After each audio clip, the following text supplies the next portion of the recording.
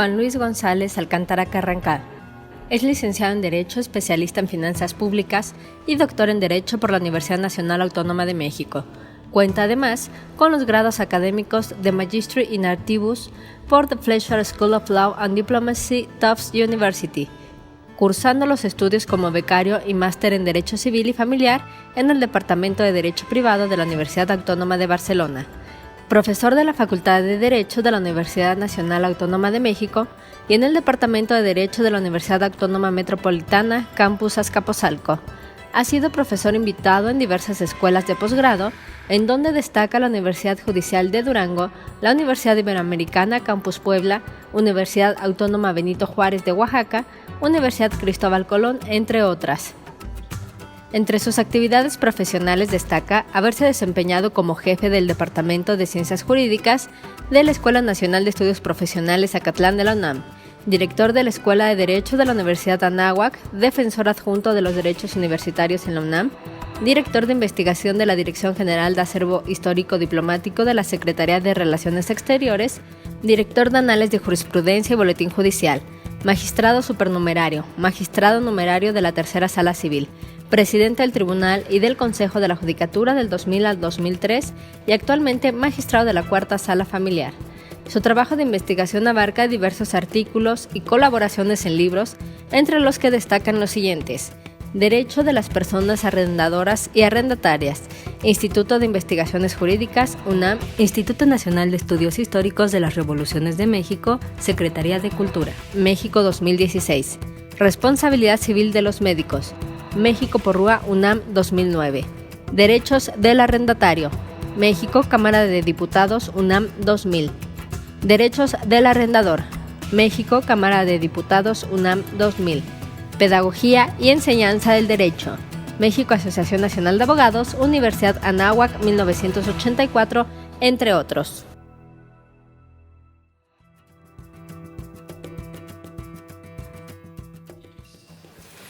El mes de septiembre, decimos, es el mes de la patria. Antiguamente se hablaba de que era el mes del presidente, pero las últimas notas que he visto en los periódicos, en los diarios, nos dicen que es el mes del testamento, es el mes en que todos debemos de recordar que hay una oferta por parte de los notarios para poder acercarnos y hacer nuestra última disposición. Nuestro testamento, en términos generales, es una invitación a acordarnos que estamos de paso por este mundo y que tarde que temprano tendremos que partir y tendremos que dejar nuestras cosas. Los que tengan dinero podrán pagar sus deudas, los que no tenemos, pues dejaremos deudas para que hagan algo nuestros herederos, como preocuparse cómo solventar los gastos que dejamos. También es el mes en que se hace una reflexión colectiva, y por lo menos los dos últimos días he visto notas en los periódicos sobre el suicidio, sobre que cada vez más jóvenes suelen suicidarse, es decir, en sus páginas de Facebook y todas esas cosas extrañas para los de la generación de la posguerra. Encontramos raro que, bueno, avisen que se van a ir, que quieren dejar su bicicleta, su perrita, su perrito, el gato y algunas que otras pertenencias, que quieren dejársela a fulanito o a sultanito, y en algunos casos también algunas maldiciones, algunas personas que no fueron agradables con ellos durante vida deciden dejarlas, y que todos aquellos que están en esas páginas de internet sepan cuál es su voluntad. Esto nos trae reflexión de que generaciones como la mía no entendemos qué está pasando en el mundo cuando los muchachos, los jóvenes, se pasan más tiempo pegados en su tableta o quizás, en el mejor de los casos, en sus teléfonos celulares, y que es como un instrumento de buena suerte o de mala suerte que les permite estar en comunicación constantemente. Yo he visto como en los salones de clase los alumnos están riéndose, no sé si es de mí o de lo que están diciendo otros alumnos en el salón de clase, de lo que está pasando en otra clase. Al principio no me daba miedo ver que ponían su teléfono enfrente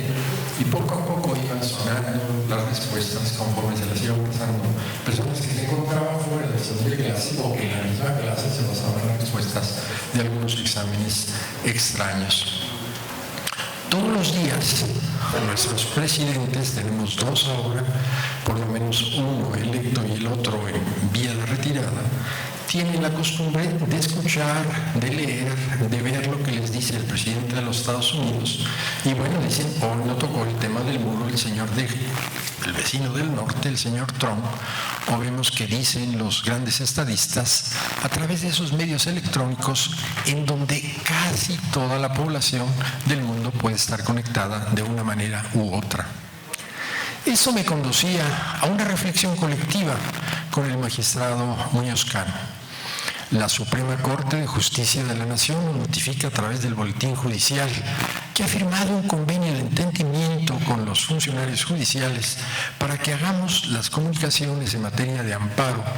por escrito, en línea, y les comuniquemos las resoluciones y el cumplimiento debido que debemos de dar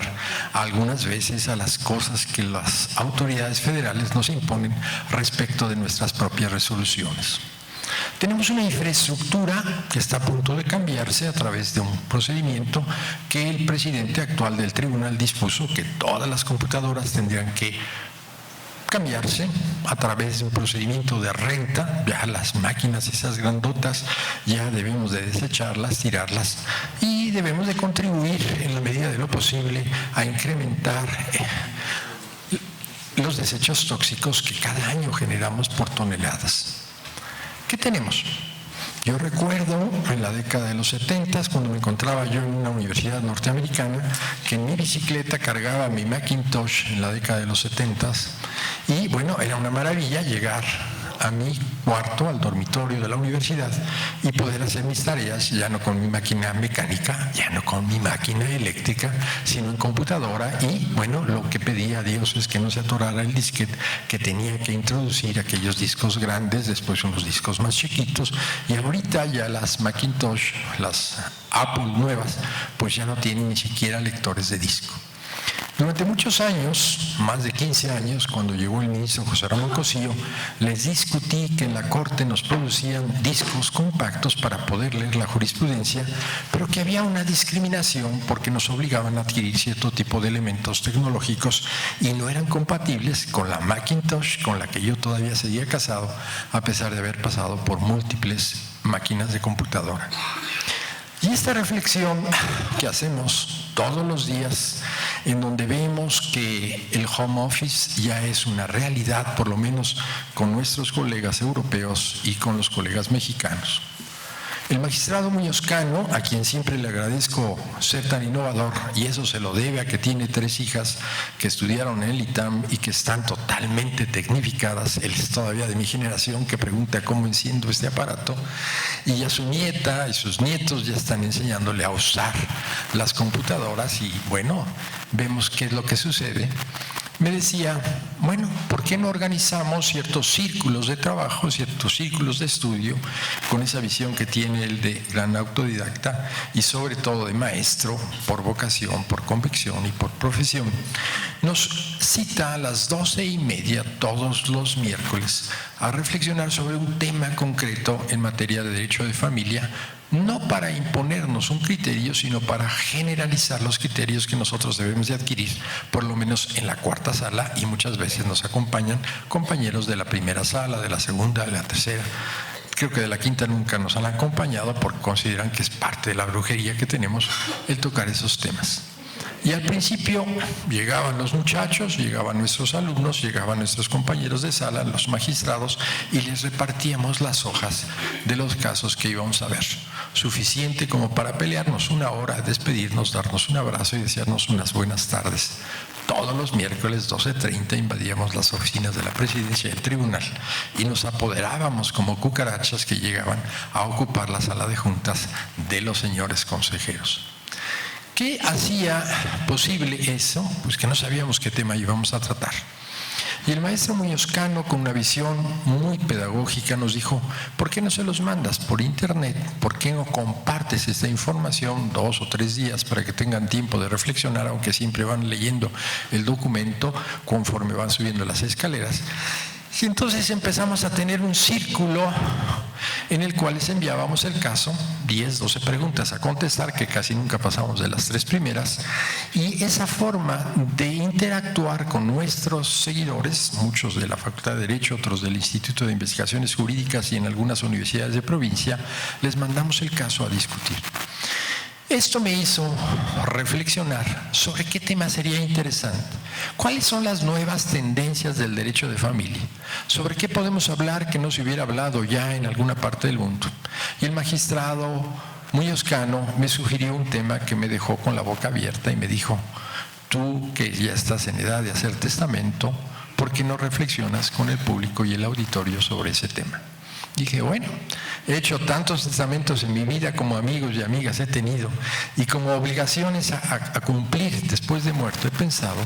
Y entonces dije, bueno, me da mucha flojera ir con el notario. Me dice, pues invítalo a tomar un café y después vas a firmar lo que hayas dispuesto en tu testamento. Si pensamos en eso, sabemos que un porcentaje muy alto de la población no pasa por ese trago amargo de hacer testamento. Y es una bonita forma de reflexionar a quién voy a fregar, a quién le voy a dejar mis bienes, a quién le voy a encargar a mis perros y a mis gatos, o a quién le voy a dejar mis libros a ver qué hace con ellos. Cuando en la década de los 80 estábamos en la universidad y Jorge Barrera Graf, un extraordinario mercantilista, me invitó a hacer una reflexión colectiva de qué libros debía de conservar y qué libros no debía de conservar, pues llegué yo a las revistas y en las revistas le dije, bueno, qué bonito tesoro les va a dejar a sus hijos estas colecciones de revistas europeas, italianas, sobre todo italianas y alemanas. Me dijo, dejárselas sería hacerles un daño, porque tendrían que mantener actualizadas las colecciones para que conservaran su valor, y eso representaría una parte importante de sus ingresos que seguramente no estarían dispuestos a pagar. Lo mejor es dejárselas a alguna institución para que después las vendan como periódico por kilo, y no dejárselas a mis hijos que finalmente no las van a querer. Entonces, si estamos en el mes del testamento, si este mes del testamento ha generado una conciencia a nivel nacional, en donde todos los estados ofrecen la generosa disposición de los notarios de recibirnos y cobrarnos una módica suma de 4,500 pesos por hacer nuestro testamento, debiéramos acudir a hacerlo, y por lo menos para no perder la práctica cada año, elaborar nuestro testamento para ver a quién le vamos a dejar y a quiénes no le vamos a dejar. Si yo he analizado mis testamentos, también han podido verse mi evolución y mi empobrecimiento inexplicable, porque hace 20 años tenía más bienes que ahora. Y entonces no es que me haya deshecho de ellos, sino que la inflación, los procesos por los cuales me he desprendido de muchas cosas, me colocan ahorita en una situación muy diferente a la que tenía yo hace algunos años. Cuando nosotros reflexionamos la importancia que tiene el testamento para las personas, nos permite entender. Y entonces paso a dar lectura al texto que he preparado en esta ocasión para que ustedes me digan si tienen o no tienen razón el magistrado Muñoz Cano, porque hace una reflexión, y hago yo mía esa inquietud, del testamento electrónico. Uno de los temas que más ha preocupado en décadas recientes al derecho es la incorporación de las tecnologías informáticas y la comunicación en la que se celebra perfeccionamiento y ejecución de actos jurídicos a través de plataformas digitales. La comodidad, la instantaneidad y la eficiencia económica que ofrecen estos medios han impulsado, por un lado, la creación de plataformas y mecanismos cada vez más robustos que garanticen la integridad y seguridad de las transacciones efectuadas. Por el otro lado,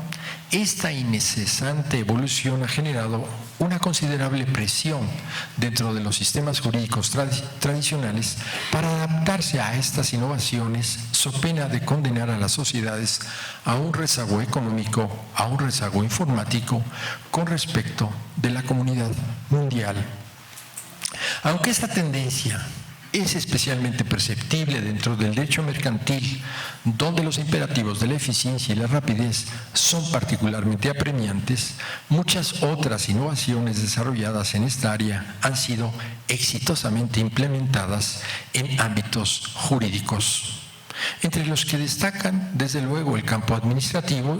y donde la realización de diversos trámites gubernamentales se han visto considerablemente beneficiados por los adelantos tecnológicos de la época.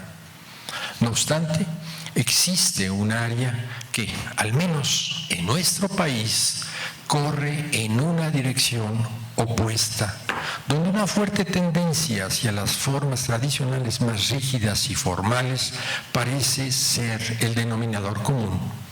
Nos referimos desde luego a la rama sucesoria y a las disposiciones testamentarias en general, de las cuales, a raíz de las recientes reformas al Código Civil para el Distrito Federal, hoy Ciudad de México, han quedado excluidas muchas de las modalidades tradicionales aceptadas para hacer constar la última voluntad de una persona, privilegiándose como única opción la del testamento público abierto, otorgado ante un notario público.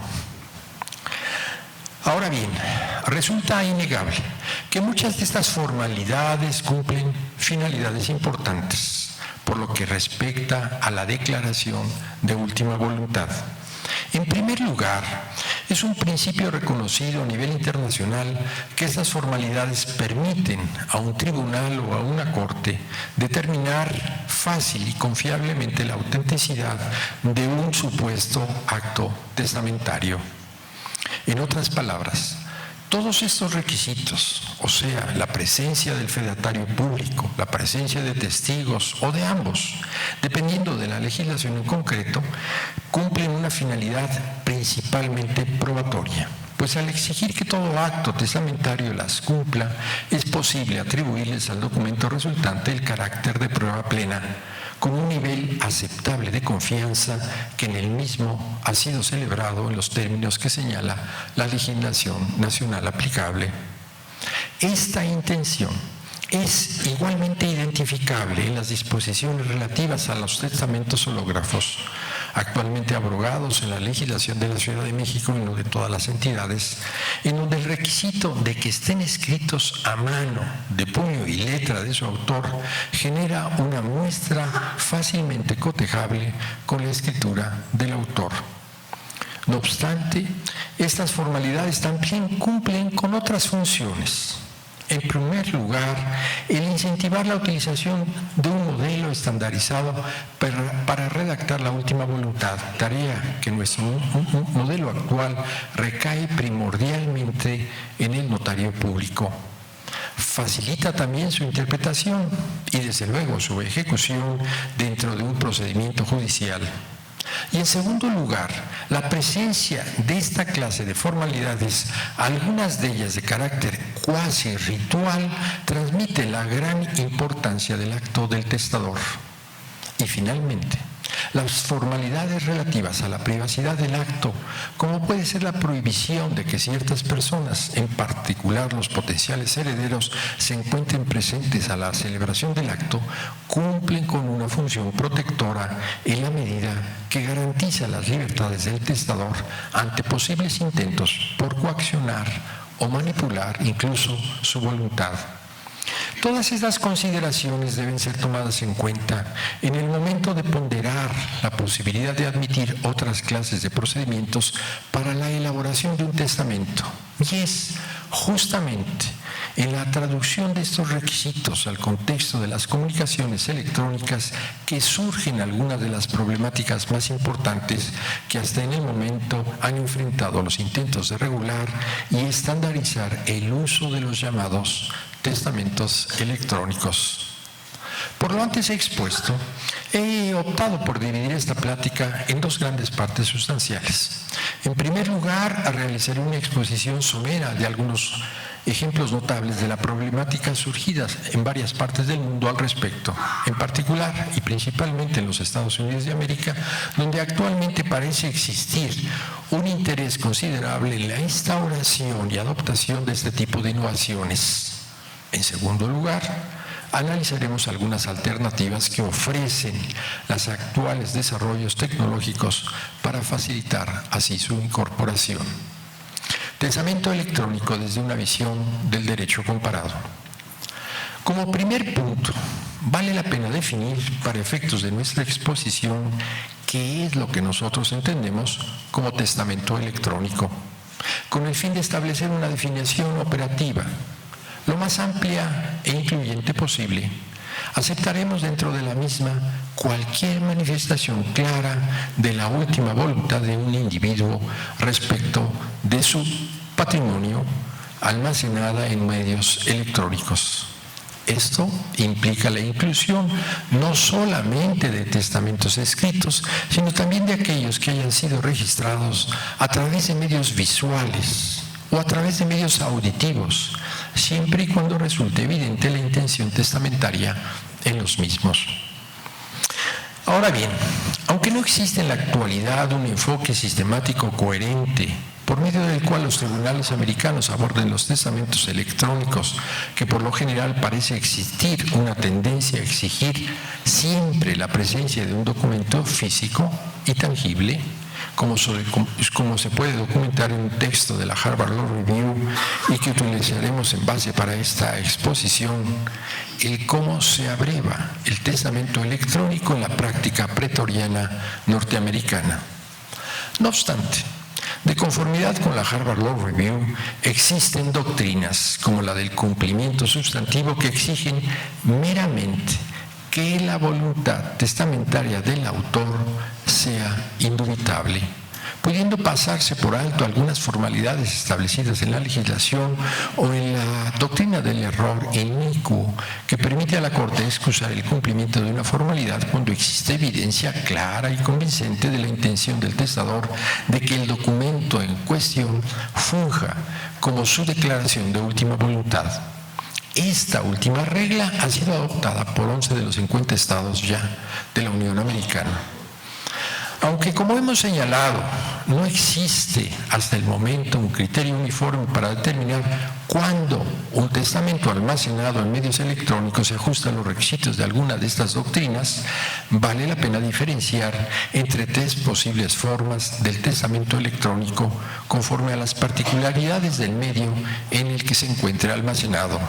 Pues a raíz de estas distintas distinciones es posible evaluar alternativas futuras que permitan la estandarización de dichas instituciones.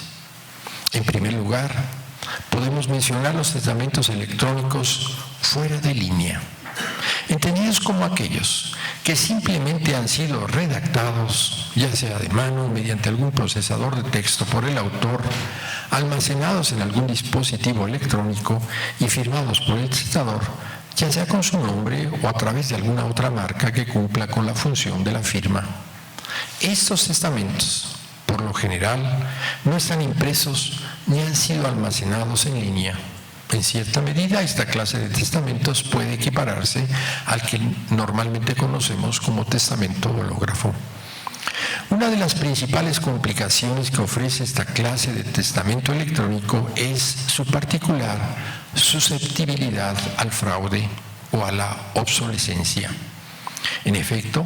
como señalan en un momento determinado algunos autores como Bayer y Hamgrove, dada que las computadoras son como unas máquinas copiadoras perfectas, cada copia es una copia perfecta, indistinguible del original, lo que hace sumamente fácil efectuar cambios y sumamente difícil demostrar cuál versión de un archivo resulta la original. Aunque llamados metadatos, esto es, que la información necesaria para administrar, para archivar y para preservar un recurso informático, como es su fecha de creación, el registro puntual de todas las modificaciones y los permisos de acceso, podrían servir para resolver disputas. El proceso necesario para adquirir dicha información puede resultar, por otro lado, aún en el mejor de los casos, muy complejo y muy costoso, además de la imposibilidad de determinar a través de dichos metadatos otras circunstancias, como pudiera ser la presencia de una tercera persona que pudiera llegar a viciar la voluntad del testador, o incluso el que alguien más hubiera utilizado la computadora del testador para crear dicho documento sin conocimiento de éste. Otro problema que ofrece esta clase de testamentos es la posibilidad de pérdida o incluso de obsolescencia de los datos, ya sea porque el dispositivo donde fueron almacenados sufriera un daño irreparable, haciendo por tanto imposible el acceso al documento en cuestión, o porque el formato en el que fue formulado el testamento se hubiera almacenado y no resultara compatible con un software prevalente en el futuro. No obstante, todas estas complicaciones y otras más, existen algunos precedentes en los que se ha declarado válida esta forma de dictar testamento. Un típico caso que la doctrina nos señala es McDonald versus De Master en Sudáfrica, donde el testador, antes de suicidarse, dejó una nota en la que señalaba: yo, Malcolm, Scott, Donald, ID 560906524016, por medio de la presente declaro mi última voluntad y testamento, y puede encontrarse en mi PC en IBM. Aunque la Corte notó que el testamento en cuestión no cumplía con los requisitos en términos de la Will Act de Sudáfrica, determinó que McDonald era la única persona que podía haber elaborado el documento, por lo que consideró válida su intención. Asimismo, en Jasbeck versus Jasbeck, la Corte Suprema de South Wales en Australia determinó que a través de los metadatos correspondientes a un archivo encontrado en la computadora personal del causante de la sucesión, que no existía actividad de carga o descarga específica al documento en cuestión que indicara que él mismo había sido publicado o descargado en Internet. En este caso, aunque los metadatos resultaron determinantes para declarar la validez del testamento, fue necesario también la presencia de la evidencia extrínseca que corroboraba la existencia del testamento, como por ejemplo el hecho de que el testador hubiera comunicado a sus allegados la existencia de dicho testamento, de dicho documento. Por lo que hace a los Estados Unidos de Norteamérica, cabe destacar el caso de In Re Estate of Javier Castro, resuelto por la Corte de Peticiones de Ohio, la cual determinó que el testamento elaborado por un testador convaleciente y dictado en sus últimos momentos de lucidez a un amigo suyo, quien lo transcribió en una tableta electrónica, era válido. La Corte reconoció como evidencia tanto la firma autógrafa del testador, inscrita digitalmente en el documento, como la declaración de 6 testigos que habían estado presentes al momento de dictarlo. Otro posible escenario de un testamento electrónico es el denominado testamento electrónico en línea, mediante el cual un posible testador, de manera unilateral, genera un archivo o comunica electrónicamente que es a su vez almacenado por un tercero, usualmente alguna compañía que provee de servicios de comunicación o de almacenamiento en línea, siempre y cuando no exista la intención específica por parte de dicho tercero de fungir como depositario de esa última voluntad del testador. Esta clase de testamentos puede presentarse, por ejemplo, cuando el testador utiliza los servicios de alguna red social o de alguna otra entidad que preste servicios de telecomunicaciones. Por ejemplo, un mensaje de texto enviado mediante un teléfono celular para registrar nuestra última voluntad. Aunque en este caso, la presencia de un tercero que almacena la información sirve para despejar algunas de las dudas que podrían surgir en el caso de los testamentos fuera de línea respecto de la autenticidad de los mismos. El proveedor de servicios usualmente lleva un registro minucioso de fecha y circunstancias de la comunicación, entre otras. Existen también muchísimas más complicaciones. En concreto, el hecho de que la plataforma utilizada no esté diseñada específicamente para la realización de este tipo de actos, que genera el riesgo de que dicha información no sea almacenada por tiempo suficiente como para que ésta cumpla su función probatoria en un eventual procedimiento sucesorio. Pero hay mucho más. Otro foco de dificultad potencial radica en que, si bien la titularidad de los datos almacenados corresponde con ciertas limitaciones al creador de los mismos, esto no necesariamente es aplicable a los metadatos correspondientes, cuya titularidad reside esencialmente en el proveedor del servicio y cuyo consentimiento se vuelve, por tanto, necesario para fines probatorios. Un ejemplo de la posible validez de este tipo de testamentos electrónicos los encontramos en Reyu, resuelto por la Corte Suprema de Queens Island, Australia, donde el testador había creado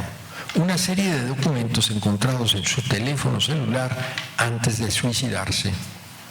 Uno de dichos documentos comenzaba con la frase: "Esta es mi última voluntad y es mi único testamento". La Corte, es decir, el tribunal, determinó que dicho testamento era válido y lo aceptó como documento prueba, argumentando que existía un cúmulo sólido de evidencia circunstancial de intención testamentaria, incluida el hecho de que el documento incluía notas de despedida para los familiares del testador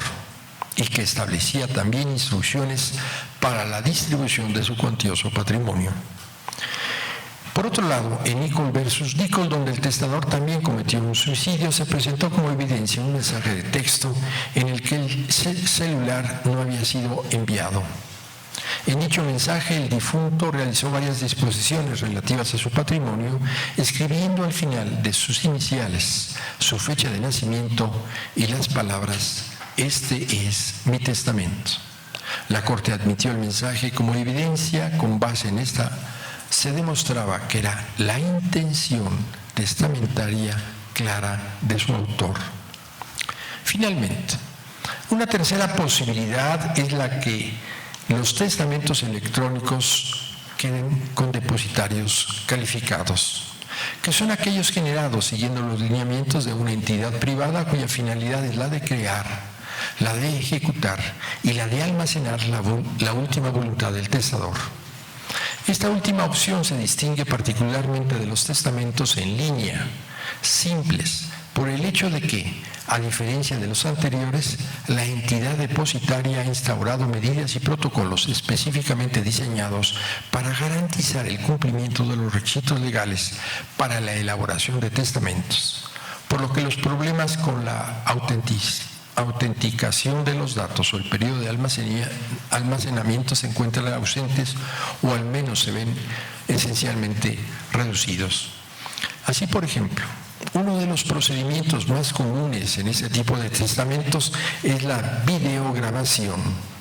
de la ceremonia de otorgamiento del testamento, en la que pueden participar los testigos, los fedatarios públicos que requieran la legislación vigente. Ahora bien, hasta esta fecha, en los Estados Unidos, solamente el estado de Nevada cuenta con legislación específica relativa a los testamentos electrónicos, definiéndolos como aquellos que son creados y conservados en un registro electrónico y que contienen una fecha y la firma electrónica del testador. Asimismo, el ordenamiento en cuestión requiere de una característica de autentificación única para el testador, es decir, una huella digital, un escaneo retinal, un reconocimiento facial, la videograbación o firmas digitalizadas y desde luego la firma electrónica de un notario público o las firmas electrónicas de 2 testigos. Aunque una similar iniciativa fue aprobada por la legislatura de Florida en el 2017, el proyecto fue vetado por el gobernador Rick Scott, citando como razones, entre otras, las siguientes: que las cortes, es decir, los tribunales de Florida, podían verse sobrecargados de trabajo al tener que lidiar con un número impensable de testadores no residentes que utilizaran los servicios de las entidades ubicadas en Florida. Y segundo, que la disposición sobre la notarización remota incluida en el proyecto no garantizaba suficientemente la autentificación de la identidad del testador. Actualmente también se han presentado proyectos similares en otras entidades de la Unión Americana como Arizona, Indiana, Nueva Haven, Virginia y Washington, D.C. Ahora bien, un problema común a todas las transacciones electrónicas en la actualidad radica primordialmente en la necesidad de garantizar simultáneamente la privacidad, la accesibilidad y la integridad de la información almacenada. Desde luego, muchas veces estas tres exigencias pueden entrar en conflicto, pues si bien la naturaleza de las comunicaciones informáticas permite que la información almacenada sea más accesible al usuario, esto genera, a su vez, importantes índices de vulnerabilidad que es necesario atender. En este sentido, una de las fuentes de los problemas más severos que han enfrentado los proveedores de los servicios informáticos es la naturaleza centralizada de los datos de los que son depositarios. Tradicionalmente, la única forma de garantizar la integridad y privacidad de la información de los usuarios consistía en que la misma se encontraba almacenada exclusivamente en la base de datos centralizada, custodiada por las entidades que proveen los servicios. No obstante, esta misma centralización de la información genera importantes vulneraciones en el sistema, pues basta con explotar cualquier brecha de seguridad en la misma para que los datos se vean comprometidos y sobre todo sujetos a ser visualizados y modificados. El testamento electrónico y el blockchain, un nuevo destino para los actos jurídicos con un soporte electrónico. Corría el año de 2008, es decir, hace aproximadamente 10 años. Bajo un seudónimo, Satoshi Nakamoto, que puede ser una o varias personas, se ignora quién sea, presentaron una publicación. Esta publicación proponía una nueva forma de crear un sistema seguro de transferencias monetarias erigido alrededor de un registro distribuido conocido como blockchain. Este es el inicio de lo que hoy en día es probablemente la moneda electrónica más conocida y más utilizada alrededor del mundo, el Bitcoin. La premisa propuesta por Nakamoto consistía esencialmente en la descentralización mediante un registro ampliamente distribuido de la base de datos central que controlaba las transacciones financieras. Para entender la ventaja de la aplicación de esta innovadora tecnología es menester una explicación, aunque así sea somera, de las premisas esenciales bajo las cuales opera esta. La problemática inicial surge a partir de la idea de la posibilidad de transmitir una entidad digital, es decir, dinero, de una parte. Aunque esto es posible desde hace décadas, una constante ha sido la necesidad de una entidad intermediaria que valide la misma, que es por lo general una institución bancaria. Así, la viabilidad entre el sistema está predicada en la confianza que los usuarios estén dispuestos a depositar en dicho intermediario. Si éste es incapaz o no está dispuesto a garantizar la integridad, la seguridad y la privacidad de la transacción, entre otras cosas, el sistema deja de funcionar. Las ideas de las criptomonedas como el Bitcoin surgen entonces como una posible alternativa de ese control central por parte de una entidad financiera descentralizándose sobre la base de datos y existiendo a un número arbitrario de depositarios de la información que en adelante denominamos nodos. De esta forma, una falla crítica en el depositario central de la información no compromete la integridad de la base de datos, así como tampoco permite que una modificación fraudulenta de la misma pueda tener un efecto generalizado sobre la totalidad de los usuarios.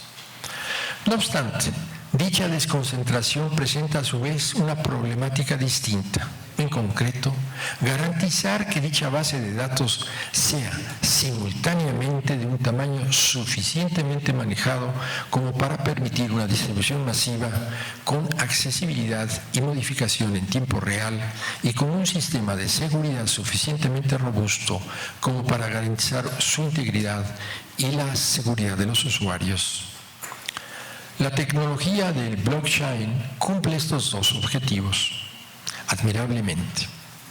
El primero se logra mediante el uso de funciones hash que permiten reducir todas las expresiones introducidas, sin importar las diferencias de tamaños, a una longitud arbitraria. Al mismo tiempo, mediante un protocolo encriptado que utiliza simultáneamente claves públicas y privadas, se limita el acceso a la información contenida en una transacción. Así pues, un blockchain no es sino un conjunto de bloques que contienen, cada uno, una serie de transacciones válidas de acuerdo con un determinado protocolo. Cada bloque contiene una marca de hora, así como un enlace del bloque anterior. La totalidad de bloques enlazados constituye una cadena, la cual es distribuida masivamente a todos los usuarios del sistema. Como puede apreciarse, este tipo de protocolo resulta óptimo para satisfacer las exigencias de privacidad e integridad de las informaciones en cualquier base de datos de disposiciones testamentarias. Pues al crear una base de datos descentralizada, donde cada modificación deja una huella indeleble y cuya legitimidad debe ser autorizada por la mayoría de los nodos del sistema, existe en todo momento un registro inalterable de las modificaciones al documento, lo que permite determinar durante el eventual procedimiento sucesorio el historial de todos los cambios exactos en el documento. Desde luego, el testamento electrónico que proponemos es aún una institución naciente y como tal enfrenta una considerable serie de retos que deberá superar antes de poder reemplazar a todas las modalidades tradicionales. No obstante, los adelantos tecnológicos que hemos mencionado, sin duda, generarán un panorama relativamente alentador para el eventual perfeccionamiento y consolidación de esta nueva figura dentro de nuestro derecho. Por lo tanto, podemos concluir que el derecho sucesorio no puede seguir pétreo y ajeno a los cambios tecnológicos que día con día incrustan en el actual cotidiano de los ciudadanos. El testamento es una expresión de nuestra sociedad, la voluntad de una persona que debe ser acorde al tiempo, pero más al momento en que vivió. Y la tecnología, nos guste o no, es, aunque para muchos apocalípticos les moleste, una realidad ya que debe de incrustarse en las instituciones jurídicas. Muchas gracias por su atención.